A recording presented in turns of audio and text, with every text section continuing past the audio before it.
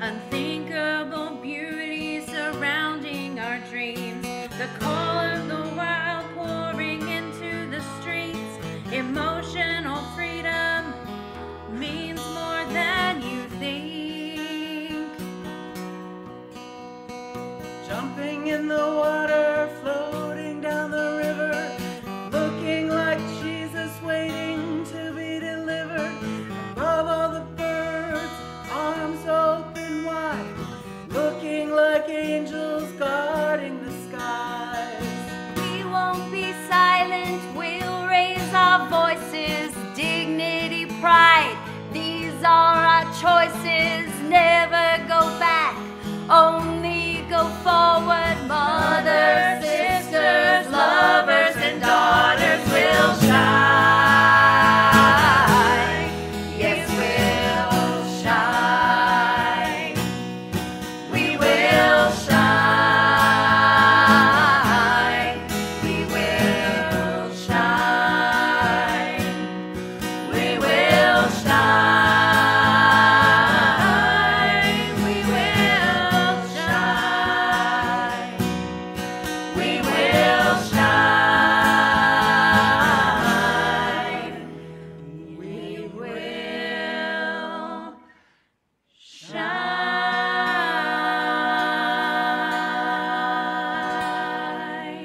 Welcome to Holston Valley Unitarian Universalist Church. I'm the Reverend Tiffany Sapp, the minister of this church, and my pronouns are she and her.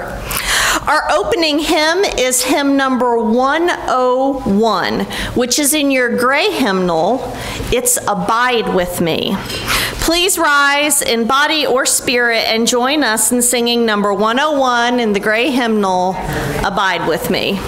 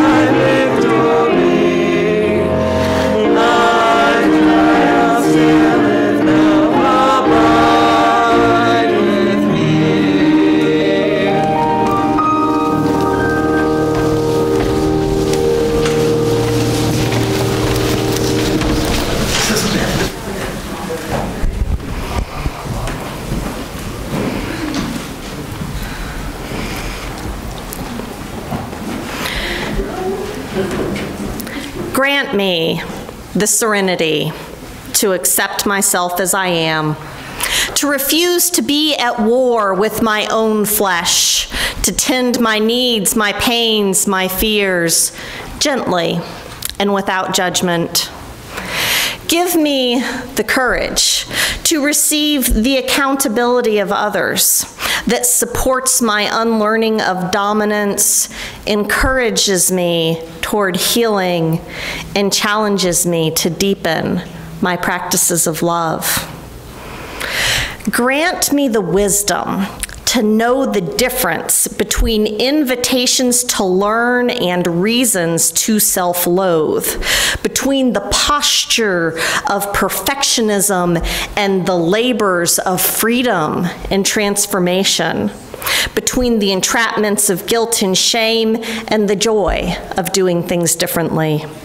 In all things, lure me in the ways of liberation, collective and intimate.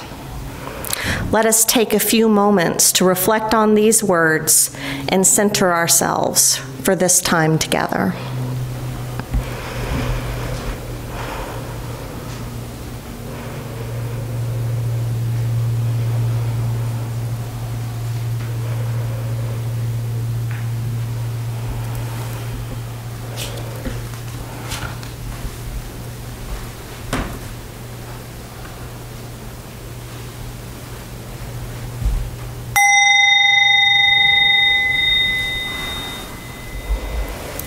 Grant me the wisdom to know the difference between invitations to learn and reasons to self-loathe. That is a kind of balancing act where we can often find ourselves walking on a knife's edge. We here have been invited by our third principle to accept each other and ourselves as we grow spiritually. We here have been invited by our congregation's mission statement, vision statement, to engage in transformation for ourselves and our community. Religion can be such a tricky thing, nudging us to grow when we get too complacent and providing us comfort and support when life gets too challenging. How strange it is to be in a place where we try to do both. It's a unique tension that we experience here as a religious community, which is why we're talking about religion as a coping mechanism today. May we find the courage to stretch and grow as we need to, and the grace to rest and heal when we need to, and the wisdom to know which one we need the most in this moment. As we enter this time of comfort, challenge, and curiosity, Sarah will lead us in lighting our chalice.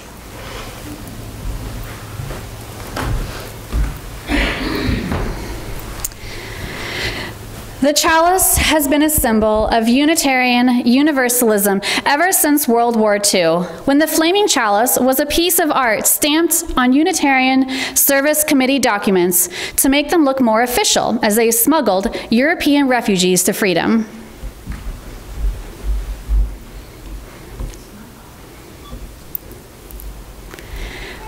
Why a flaming chalice? The question comes. It's the cup of life, we answer. A cup of blessings overflowing, a cup of water to quench our thirst, our spirit's thirst. A cup of wine for celebration and dedication, the flame of truth, the fire of purification, oil for anointing, healing. Out of chaos, fear, and horror, thus was the symbol crafted a generation ago. So may it be for us in these days of uncertainty, and a light to warm our souls and guide us home. Welcome, you who come in need of healing. You who are confused or have been betrayed. Welcome with your problems and your pain. Welcome to your joys and wonderings. Welcome your need to hope, your longing for assurance. Instead of answers, here may you find safety for your questions. Instead of promises, may you find community for your struggles. People with hands and hearts to join you in engaging the challenges and changes of our day. Good morning. I am Sarah, and I've used the pronouns she, hers, and I am your service leader here at Holston Valley Unitarian Universalist Church. Please silence your cell phones, please observe the perfume-free zone, and please stay out of the kitchen as it is closed for repairs. This week we are at medium risk. This means that masks are required when we meet here together as a large group for Sunday worship, but that in smaller groups of vaccinated people, masks are optional. We will continue to have a YouTube option for people who cannot be here for whatever reason. And no matter what the risk level, we also have color-coded wristbands so that you can indicate your distancing needs. And it is especially important to stay home if you're sick. Today, rather than having the kids join us for a story, we are going to celebrate and support Sarah White in her transition from Director of Religious Education back to a regular member of our congregation. So, everyone stay in your seats as Reverend Tiffany and Sarah White come up for this ritual of departure.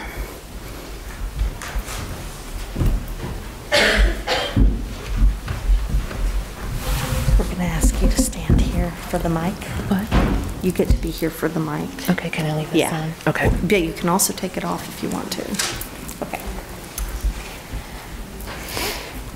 In 2015, this congregation and Sarah White entered into a covenant with one another. Sarah agreed to step out of her role as a regular member to become our professional Director of Religious Education. In turn, the congregation agreed to recognize Sarah in this role and to support her work. Because Sarah was also a member of this congregation, this new arrangement presented its own challenges. Going from being a spiritual member of a congregation to becoming a staff member can be a difficult transition.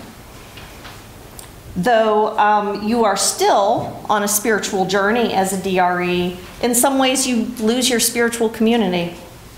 You lose your minister as your minister. She becomes your supervisor. You become privy to information not available to regular members, which can be a heavy burden and can sometimes feel like a conflict of interest. In the case of a Director of Religious Education, you gain authority with members to teach as you come to supervise them. You end up in a role with parents and children, and you become responsible for the safety and the religious education of the young.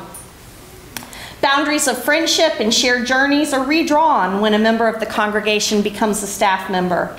It is good to be aware of this and the sacrifice that it entails whenever a congregation chooses to call a member to serve as staff. Sarah handled this transition with maturity and grace and has grown into her role over the years. She served in this capacity for years before I knew you all. Her teaching and her organizing has been grounded in a profound commitment to justice, equity, and inclusion. She navigated religious education through the pandemic, and she rebuilt our in-person program from scratch this fall. Now, it is time for her to step back into her role as a regular member of this congregation and to relinquish her role as the Director of Religious Education. Years of experience and wisdom show that this transition can be even more difficult for both the individual and the congregation than crossing in the other direction, from congregation member to staff member. Boundaries must again be reset as the staff member relinquishes authority and again becomes equal to all other congregants. Furthermore, all must respect the needs of any future leaders, volunteer or paid, to handle the role in their own way, using their own gifts, without comparison to Sarah, because really, who could compare? And without interference from Sarah, which we all know she would never dream of doing. We are going to support Sarah in this transition by not asking her to do any work with religious education for at least a year, by not asking her to serve on the board for at least 3 years, and by not asking her to serve as a committee chair for at least 2 years. And if you do ask her, she will remind you. Sarah is going to support us in this transition by being available to our interim DRE and then our settled DRE to answer any questions they might have, and by not participating in any triangulation connected to our future leaders and educators. So today we release Sarah from our covenant with her as Director of Religious Education. We welcome her back into our regular covenant as members of this congregation. Sarah, are you ready to be released from this covenant? I am. Will the congregation please rise and join me in releasing Sarah from our covenant with her by reading the insert in our bulletin. Sarah, we release you from your covenant as Director of Religious Education. We thank you for accepting this responsibility, for leading and shaping the religious lives of our children. We welcome you back among us as a member of Holston Valley Unitarian Universalist Church. We promise to walk with you and with each other in the spirit of mutual love. We promise to recognize and respect your boundaries as your role among us changes. I release you from your covenant with me. I am grateful for my time as your Director of Religious Education, entrusted with shaping the religious, spiritual, and ethical growth of your children. I will continue to walk with you in the spirit of mutual love, so vital to our life together at Holston Valley Unitarian Universalist Church, even as I step aside to make room for new leadership. Let's express our gratitude to Sarah.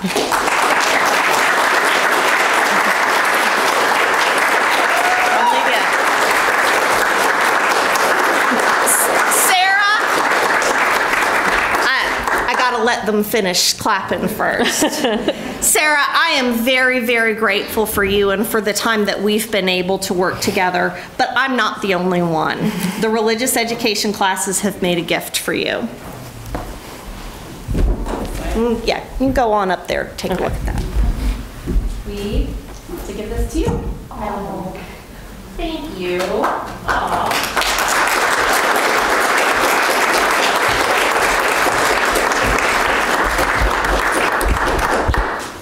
You may be seated. Today, we're talking about religion as a coping mechanism, but there are other ways to cope, to grow, and to rise to life's challenges. Music is one of those coping tools that a lot of us use, and for most of us, we stick to listening to music as a way to cope. But for a lucky few of us, we can go deeper, to allow the creative process of making and writing music to invite us to new depths of self-understanding and acceptance. Karis is one of the lucky ones who can play and write her way to healing, and today she shares one of her original songs that have been especially healing to her. This is Ain't Nothing to It.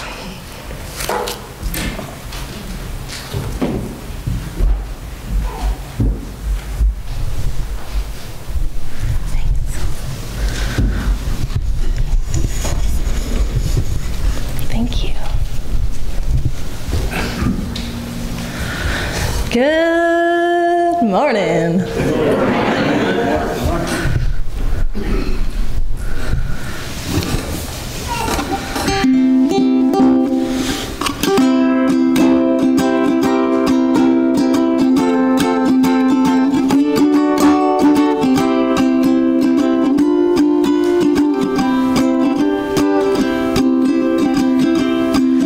When the sun don't shine, there's a haze in the sky.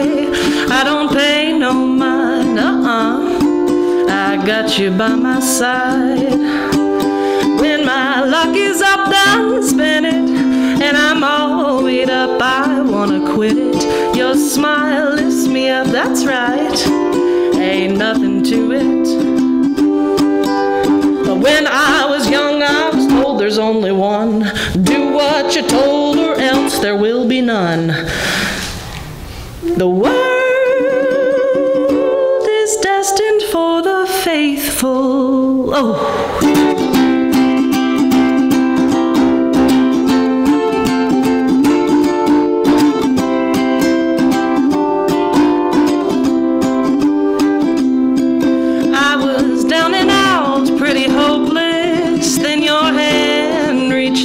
To say hello, I didn't dare say no.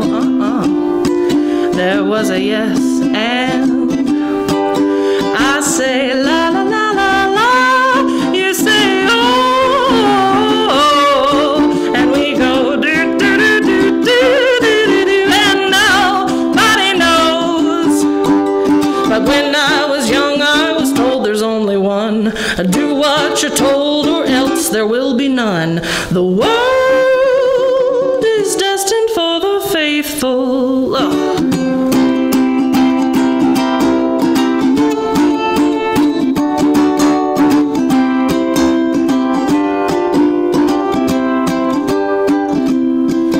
I don't give a darn about your religion or any superstition. Don't block your potentiality. It ain't a science, ain't nothing to it.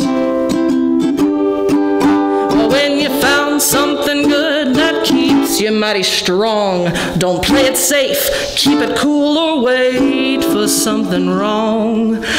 Love is an anomaly, yeah.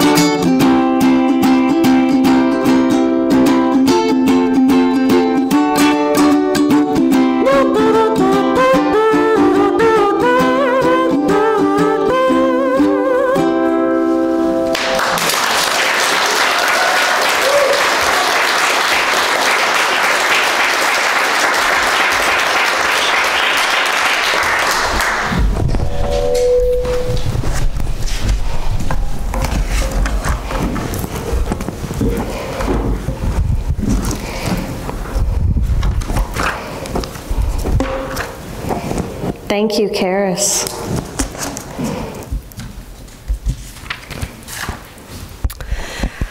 I was down and out, pretty hopeless, then your hand reached out. That's what we're here for, isn't it? We're here for each other. We reach out to each other here when we share our joys and our sorrows. If you'd like to share a joy or a concern in person, please use the candle cards located on the back table.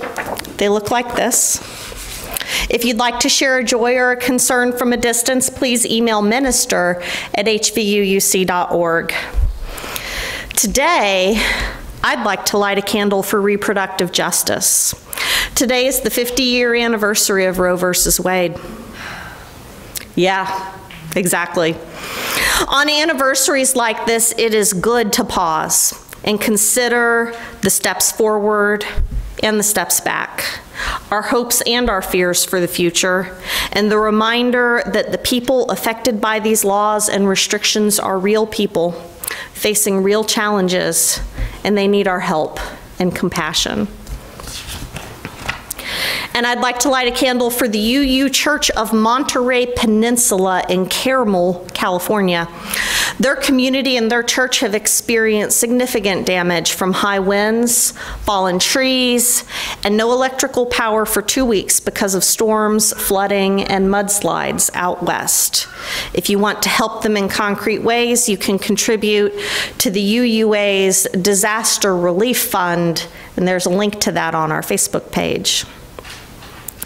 I'd also like to celebrate with you all that Dan Coughlin is going home today.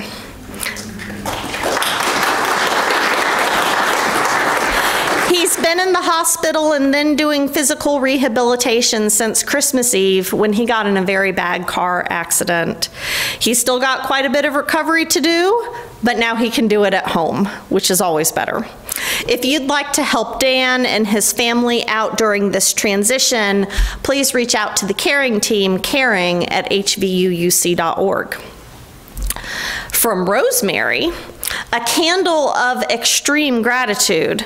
My family made it safely from Florida. Traffic, weather, and spirits were all good. The movers are expected on Tuesday. Yeah. And from Liz, on Wednesday, one of the stray cats in our neighborhood was limping when he came for food. A $300 vet bill, lots of attention, and 4 days inside later, King is starting to walk on his hurt paw again, although this is making it harder to keep him inside. What a great place that we can hold all of these things together.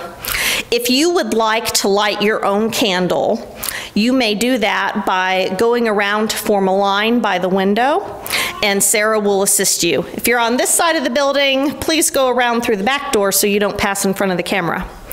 If you wish to remain in your seat and have us light a candle for you, please raise your hand. When the music starts playing, I will acknowledge you, and then we will light a candle for you. And we light our first candle for you who are not in the building, but are ever in our hearts and minds.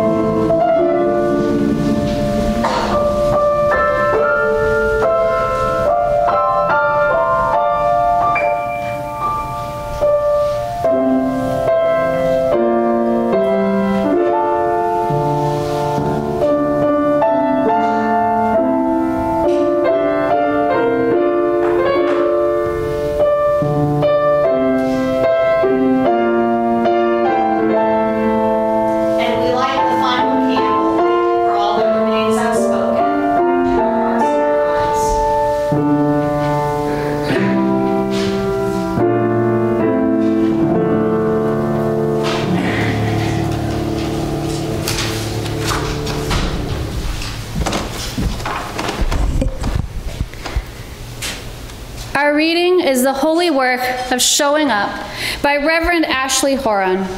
She knows all about showing up, as she is the organizing strategy director of the Unitarian Universalist Association, where she works with a team of faithful organizers and movement builders to shape the justice work of Unitarian Universalism to be spiritually grounded and politically effective. She wrote this reflection after a particularly challenging week doing this work. How is it with your soul? This is a question that John Wesley, Anglican priest and the founder of Methodism, was known to ask of participants in small reflection groups. I ask you because for me, this has been a hard week. So, beloveds, how is it with your souls? If your response to that question is anything like mine, I want to invite you to pause as you hear this. Take a deep breath. Say a silent prayer. Gaze at the chalice fire. Feel the force of gravity pulling us all toward the same center. Whatever helps you feel more rooted and less alone. Pause and do it.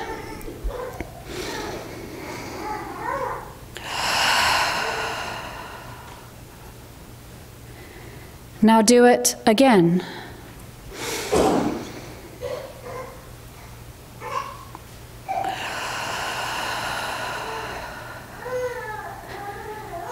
And again.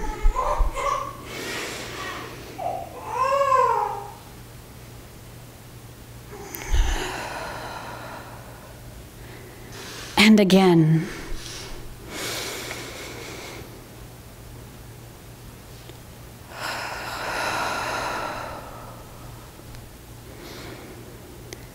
And once you feel that rootedness and connection, hear this. You are loved beyond belief. You are enough. You are precious. Your work and your life matter, and you are not alone. You are part of a we, a great cloud of witnesses, living and dead, who have insisted that this beautiful, broken world of ours is a blessing worthy of both deep gratitude and fierce protection.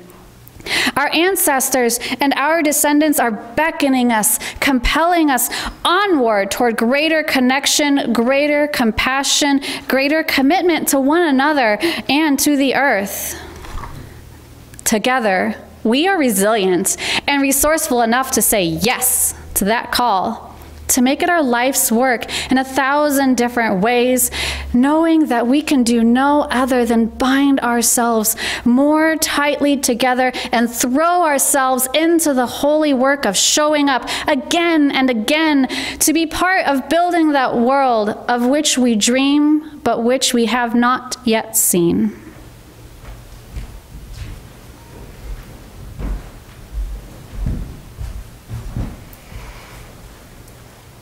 Imagine with me 3 prisoners chained to the wall of a cave.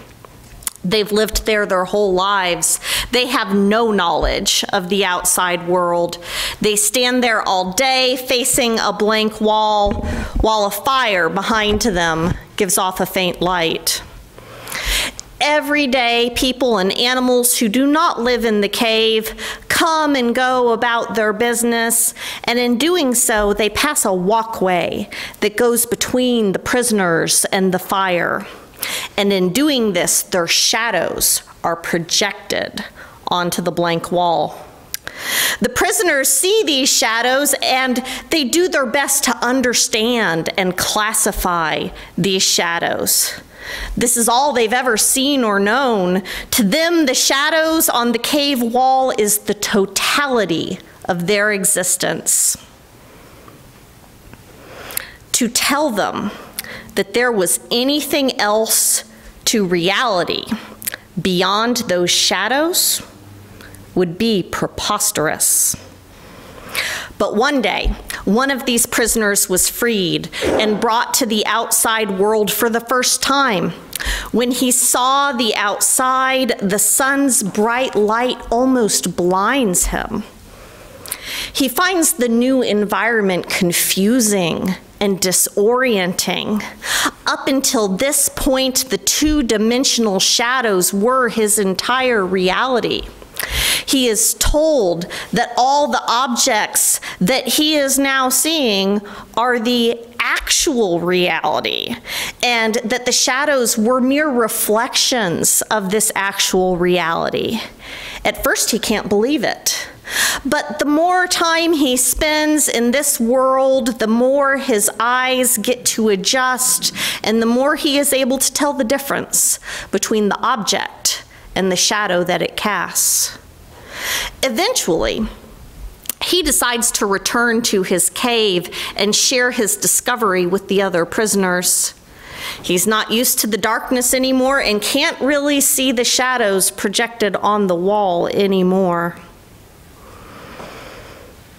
His eyes are too used to the sun now, but he tries to tell the prisoners what he saw. This sounds ridiculous to them, of course. They didn't believe him. They thought that his experiences outside of the cave had made him stupid and blind. They refused to leave the cave, afraid they would lose their mind like the former prisoner had. Maybe they're still in there today, watching the shadows pass along the wall, so proud of themselves for not being deceived by the one who came back. This classic story of Plato's cave invites us to think about how we perceive our reality and how our perceptions can be so different from other people's. Sometimes I wonder when I might be seeing reality through layers of my own filters. Because the trickiest thing about the people in the cave gazing at the illusions is they always think they are the ones who really understand the nature of reality. No one goes about deliberately embracing shadows as reality. Well, at least I hope not. There are some politicians running around that make me wonder sometimes. Religion, when used as a coping mechanism, at its worst, can be like embracing shadows on the wall and ignoring reality. At its best, and broadly defined, religion can also be the process of breaking your chains and stepping outside to take a look around. Historically speaking, religion has been a coping mechanism ever since humans had enough brain cells to question their suffering and try to make meaning from it. At least that's what Dr. Martin Riesbrut says in his essay, Religions and Global Perspective. He's a sociologist trying to identify the common threads in all world religions. And he says that religions have historically been about designing rituals and practices to influence the supernatural powers that control our lives. This is why people pray for rain, for the crops, and do rituals to protect themselves from plagues, because it's a scary world out there. And we just want to feel like we have more control over these things than maybe we actually do. It's one way that religion can be a coping mechanism, but how much of it is shadows on the wall? His model works great for religions historically, but not great for Unitarian Universalism, or for practitioners of any religion who have adopted a more modern viewpoint on the world that approaches the supernatural with skepticism. But understanding the roots of the religious impulse helps us understand the way that we use religion as a coping mechanism. There are all sorts of ways that religions, beliefs, and practices can help us cope with the challenges of life. And I think we can find both healthy and unhealthy coping mechanisms wherever we look. The unhealthy approaches almost all fall in the category of spiritual bypassing. This was a term coined by Buddhist teacher and psychotherapist John Welwood in the 1980s. Spiritual bypassing is using religion or spirituality as a way to avoid unresolved issues, difficult and scary personal growth work, or confronting a painful reality. It's a defense mechanism. It's denial dressed up in religious-sounding words and beliefs. This might take the form of telling someone to be glad that their loved one died because they're in heaven now, avoiding the invitation to be present with someone in their grief. It might take the form of declaring that something is God's will, or that everything happens for a reason, even when there's clear evidence that the reason was bad decisions. Or it might take the form of telling someone that their negative mindset was to blame for their misfortune, even when racism or homophobia or economic injustices are actually more the cause of the problem. Part of what is tricky about the spiritual bypass is that sometimes the bypass is founded on an idea that is not bad by itself. Thinking positively can improve our lives, and often does when it allows us to let go of fears as we move towards the next best thing. It's just not helpful when we're using it to ignore greater systemic problems or to victim blame. And finding meaning or purpose in the difficult things that happen to us, choosing to trust the process, can be a great way to address life's challenges, as long as we're also willing to look at the big picture and take personal responsibility when we need to. So, while beliefs do contribute to the problem of unhealthy coping mechanisms, it's often how we use the beliefs as an avoidance tactic that is the real problem. How amazing is it then that religion can also invite us to practices that help us lean into reality rather than deny it? One of the things that I love about Unitarian Universalism is that we have made a religion out of breaking our chains and looking behind us to see what is casting the shadows. But we're not the only ones. There are so many psalms where the poet pours their pain and agony onto the page, not smoothing over their reality, but instead using the poetry as a vehicle for expressing their distress. My soul is in deep anguish. My strength fails me. And questioning if God is really out there in distress. All of these are present in abundance in the Psalms, leaning into reality, not denying the hurt. Many Eastern religions engage in practices of observing our own thoughts as a way to lean into the reality of our existence and our thinking processes. When we quietly and compassionately observe our thoughts, we can reject the lies that we tell ourselves. We can embrace the reality of the present moment instead of retreating to stories about the past and stories about the future. Earth-centered spiritualities invite us to engage in what's happening all around us as well, inviting us to be in relationship with our surroundings and to see what is sacred in the here and the now rather than in some imagined hypothetical world. And of course, the humanist path is founded on rejecting the unseen and the unprovable. To quote our sources, they guard against idolatries of the mind and the spirit. It's foundational to this perspective, this subjecting all truth claims to a demand for proof. But once we've leaned in to actual reality, then what? Clarity provides a cold sort of comfort when left on its own when we're suffering. What is left to us for our own coping if we've rejected the temptations of spiritual bypassing? I think the main thing, like our reading says, is to engage in the holy work of showing up. Showing up for yourself in how you set boundaries and love yourself. Showing up for each other with listening and mutual aid. Showing up for the world by being part of the transformation that we all so badly need. As Sarah read to us, you are loved beyond belief. You are enough. You are precious. Your work and your life matter, and you are not alone.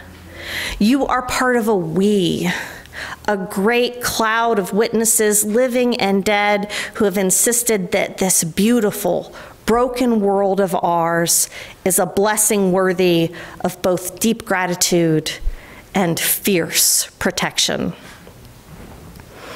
Being part of the we is a reality that we can embrace and that will embrace us right back when we strive to build healthy communities grounded in accountability, connection, and love. It takes some effort to reach out, to build those relationships, but they will reach back. Did you notice how that reading began with an invitation to practice a slowing down, to breathe, to gaze at the chalice fire, to find that what grounds us? It sets aside our fight or flight responses. These practices engage the prefrontal cortex where rational decision-making exists. That's another coping practice. And the best coping practice, connected to the other two of grounding and community, is to be an active part of the solution to the things that have got you down. Our social justice team's slogan is hope in action, and I love that. Too often, hope can be a spiritual bypass when it's not connected to any real effort, any calling to transform ourselves, our community, and our world, as our congregation's vision statement says. But hope in action, that's a hope we create. Unitarian Universalist Director of Congregational Life, Jessica York, really says it better than I do.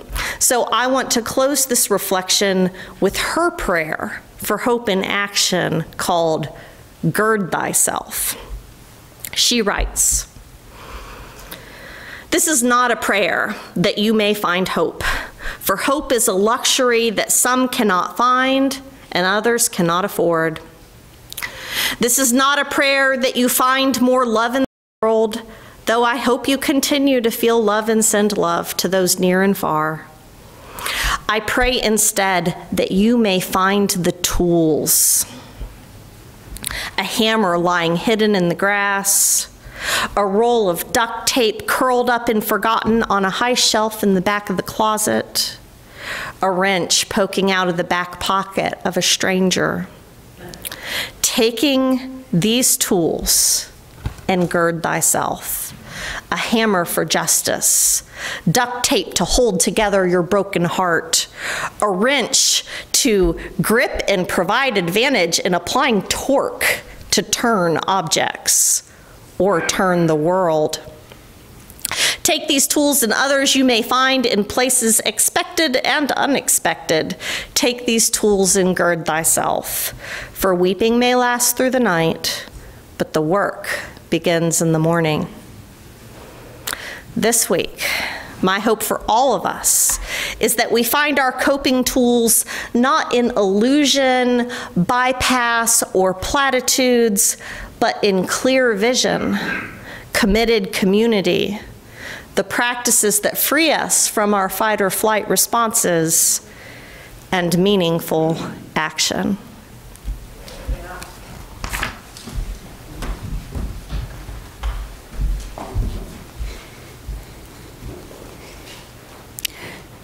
Do not be dismayed by the brokenness in the world. all things break, and all things can be mended. Not with time, as they say, but with intention, so go. Love intentionally, extravagantly, unconditionally. The broken world waits in darkness for the light that is you.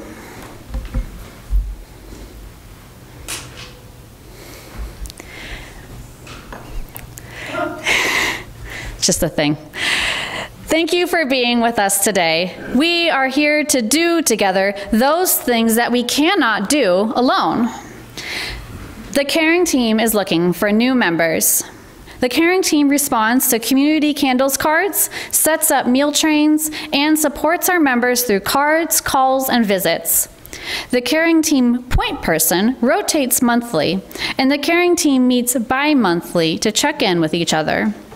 If you're interested in joining the caring team, please reach out to Cynthia Goodman or email caring@hvuuc.org.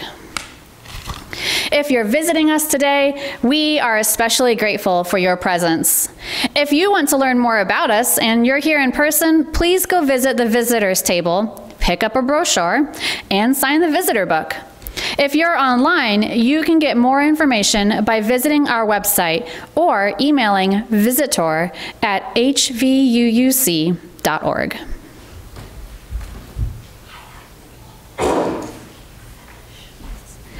Thank you for being with us today. Next week is Social Justice Sunday. This annual service put on by the Social Justice Committee is not to be missed and will be followed by a social justice fair filled with opportunities to get involved. We do a hope in action here. Come see how you can be a part of it. And today has been a chance to explore the ways that our religion can support us in our work for meaningful change, and the ways it can bring us stability when life is chaotic. In that spirit, please receive this benediction, blessing in the chaos. I got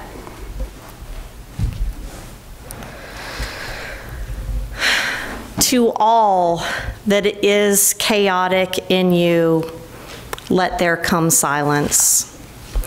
Let there be a calming of the clamoring and stilling of the voices that have laid their claim on you, that have made their home in you, that go with you even to the holy places, but will not let you rest, will not let you hear your life with wholeness or feel the grace that fashioned you. Let what distracts you cease. Let what divides you cease. Let there come an end to what diminishes and demeans, and let depart all that keeps you in its cage.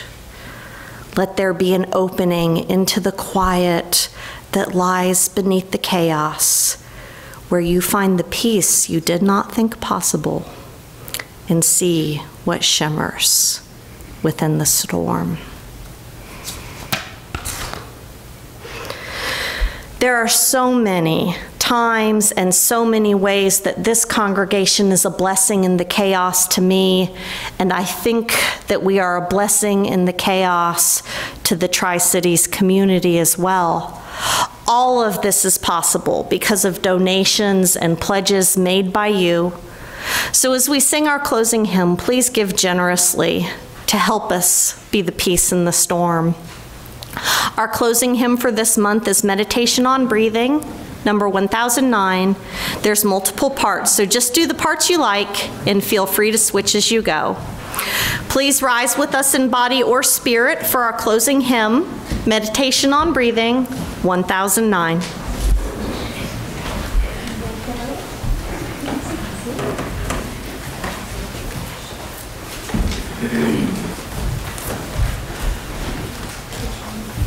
Thank you.